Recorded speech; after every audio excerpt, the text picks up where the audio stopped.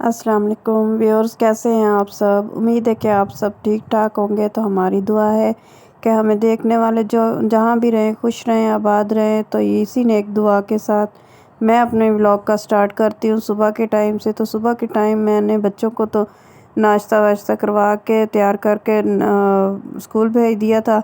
उसके बाद मैं स्टार्ट हो गई थी अपने काम में। तो जो मेरा बाकी का काम रह गया था कल, आधा काम मैंने निपटा लिया था और आधा रह गया था क्योंकि मैं थक गई थी, मुझसे सारा दिन नहीं हो सका था। तो वही मैं करके मतलब जो रह गया था ना, थोड़ा बहुत इधर उधर चीज़ें पड़ी थी वो सेट करके रखी। उसके बाद फिर आ गई लाइट। तो लाइट आने के बाद आपको पता है कि मेरे पास 1 बजे तक का टाइम होता है। मैंने रोटी और सालन दोनों चीज़ें बनानी होती है। तो मैं फटाफट लग गई थी सालन बनाने में। आज मैंने बनाई एक भिंडी। तो जी भिंडी मेरे इब्राहिम की पसंदीदा चीज़ है। आज मैं चिकन तो नहीं डाल रही क्योंकि सादा ही भिंडी पका रही हूँ। तो ये मेरी सेटिंग है, ये देख लें जी। मैंने मशीन भी इधर ही रख ली क्योंकि फिर मशीन एक साइड पे ही सही है। इधर जब सिलाई करें ना मशीन के पास बहुत ज़्यादा कपड़े वगैरह बिखरते हैं, तो फिर ये वाला कमरा जो है ना बहुत बुरा लगता है। तो इस दौरान ना मोहम्मद और उर्वा भी आ चुके थे। 12:30 बजे जब आ जाते हैं तो वो तो आ चुके थे कब, बहुत देर हो गई थी। तो मैं आप लोगों के साथ अभी शेयर कर रही हूँ क्योंकि मैं मसरूफ़ थी कामों में। तो बस इसी तरह मसरूफियत में ही लगी रही, मेरे जहन से ही निकल गया। और इसके काम देखे, इसने अपना बैग भी यहाँ ही ला के फेंका क्योंकि इसको जी गर्मी लगती है। और जब आता है शूज़ देखे इसके, जब ये आता है ना स्कूल से, तो इसको बस ये होता है कि मैं अपना बैग फेंकूं और अंदर चले जाऊं। ये तो शुक्र है कि आज अंदर ही ले गया, कमरे में ही ले गया है। वैसे तो ये बाहर गेट से बाहर से आता है ना, तो बस मेरी तरफ फेंकता है बैग और अंदर चला जाता है। इसको गर्मी लग रही होती है पता नहीं। आजकल ना कराची का मौसम बहुत गर्म हो रहा है इस वजह से कि पंजाब वाली साइड पे ना बहुत ज़्यादा वो है, मतलब मौसम चेंज हो चुका है ना।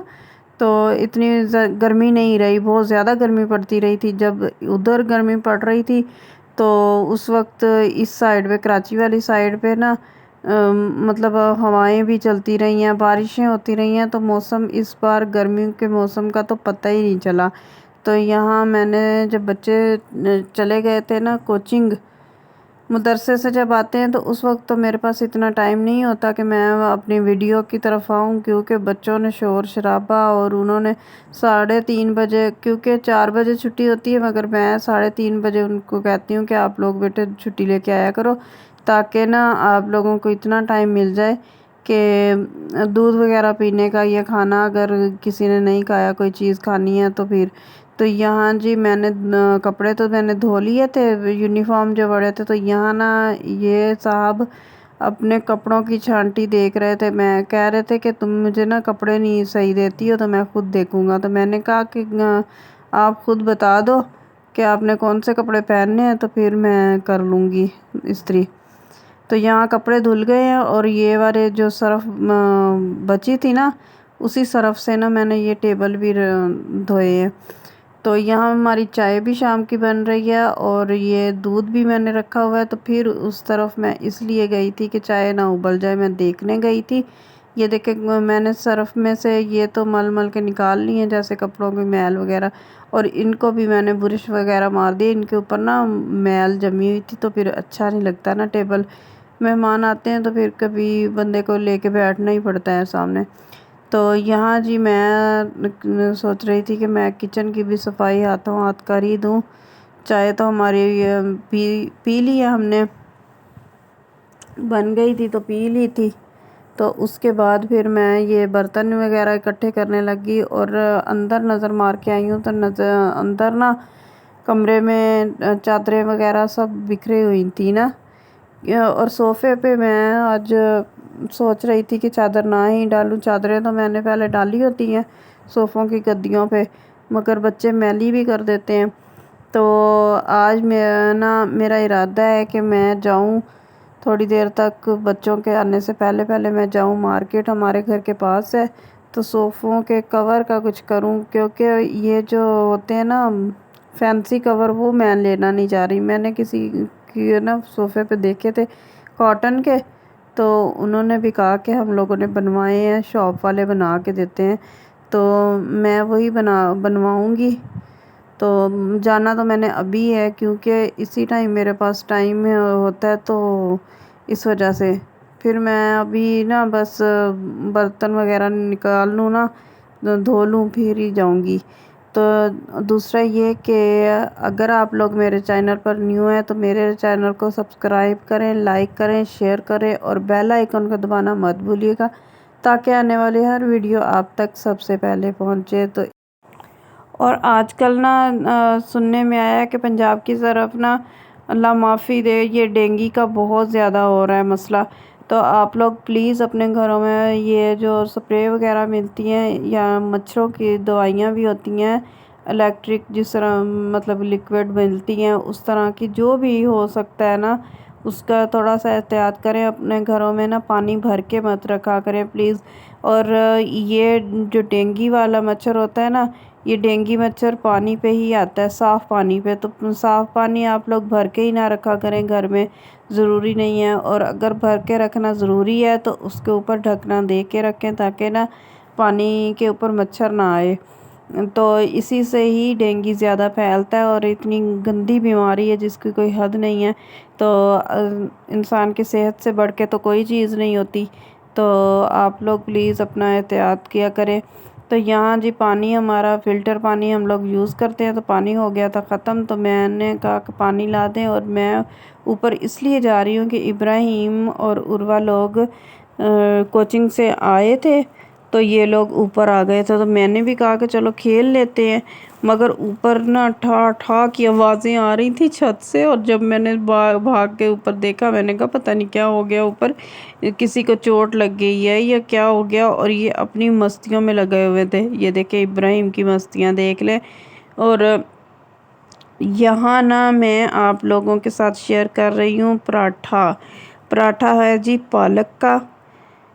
आलू पालक कल बनाए थे मैंने, सालन आलू पालक का, तो वही पड़ा हुआ था बच्चों को, तो मैंने दे दी थी रोटी बना के, क्योंकि मैंने कहा कि ताज़ा सालन है जब, तो फिर बच्चों को क्यों फ्रिज का सालन दूँ।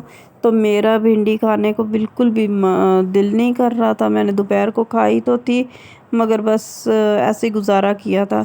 तो अब मैंने सोचा कि क्यों ना रायता भी पड़ा हुआ है, तो हम लोग कोई जैसे कहते हैं चस्का वस्का ही लगा लें, चस्का तो ला लिए। तो जी यहाँ मैं हम अपने चस्के का इंतज़ाम कर रही थी, और चस्के का ऐसा इंतज़ाम हुआ कि मैंने ना अपना सिर्फ पराठा बनाना था, और जब मैं अंदर लेके गई हूँ ना, हालांकि सब ने खाना खा लिया था और मैं अपनी रोटी बना के लेके गई थी। तो जी क्या करें, सारी फैमिली उठ के फिर दोबारा बैठ गई। ये सालन थोड़ा सा मैं प्लेट में पड़ा था, तो मैंने कहा चलो इसी से ना मैं अपना पराठा बना लेती हूँ। वहाँ तो जी सब तैयार हो गए कि हम लोगों ने भी पराठा ये खाना। और आपको मैं एक बात बताऊँ, इस तरह का सालन वाला पराठा, गोभी का पराठा, आलू का पराठा, इस तरह का पराठा ना हमारे घर में बच्चे भी शौक़ से खाते हैं, और बड़े तो हम दोनों ही खा लेते हैं, इनके बाबा भी और मैं भी। तो वैसे ये वाला पराठा मज़े का भी बहुत होता है और करारा भी बहुत बनता है। तो ये देखें, दो छोटी छोटी रोटियां बना के ना, पहले उसमें मैंने दिया है जी सालन, और अगर आलू है तो उसको भी हाथ से ना मैश कर ले, ताकि उसमें गुठली ना रह जाए।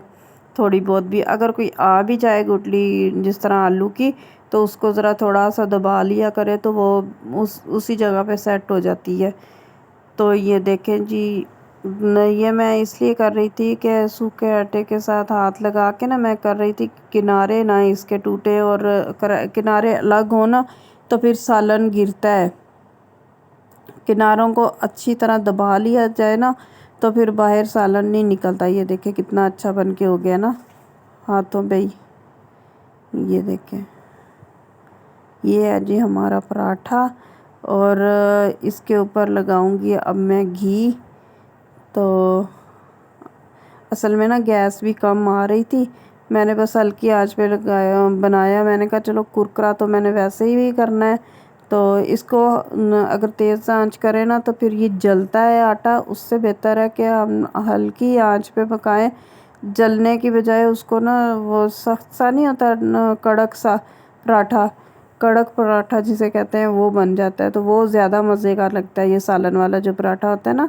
और मैं तो मूली का पराठा भी इसी तरीके से बनाती हूँ। मूली को भी किसी टाइम आपके साथ शेयर करूँगी, मूलियाँ अब सर्दियों में आएंगी तो फिर तो जी इंशाल्लाह।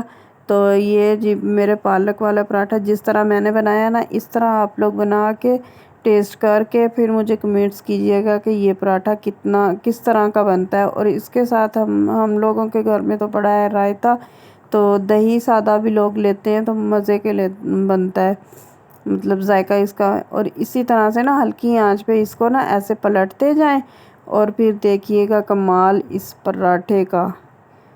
तो ये देखें इस तरह से करते जाए ना गुलाई में, तो एक तो ये फूल भी जाता है और दूसरा ये देखें फूलना शुरू हो गया।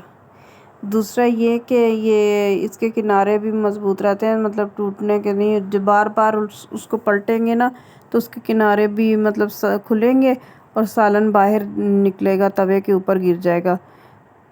तो ये है जी पराठा मेरा तैयार हो जाए फिर मैं बताती हूँ। ये देखें आंच इतनी कम है कि आंच तवे के नीचे से नज़र भी नहीं आ रही। ये हो गया हमारा पराठा बन के रेडी।